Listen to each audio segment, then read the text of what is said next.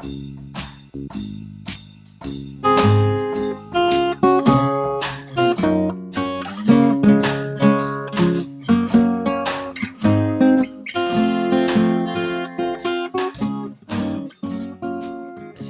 una bellissima iniziativa in un istituto che è fondamentale per il nostro territorio, soprattutto in questo periodo, ma anche da 140 anni ad oggi. Un'iniziativa che vede lanciare questi giovani nel mondo del lavoro, a farsi,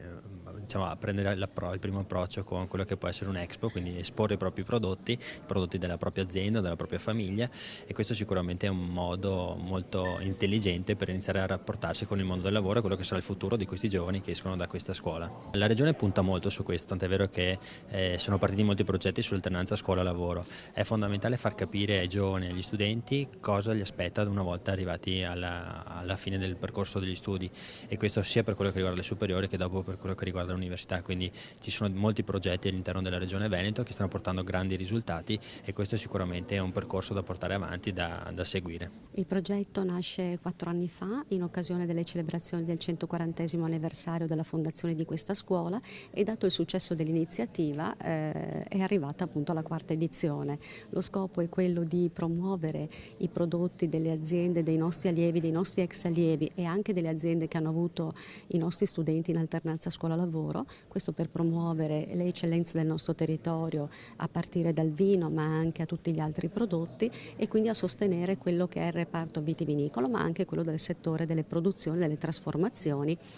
Diciamo che l'obiettivo non è solo questo, ma anche quello di far sì che i nostri ragazzi possano maturare delle competenze che riguardano proprio l'area dello spirito di iniziativa, dello spirito di imprenditorialità, dell'agire con autonomia e responsabilità.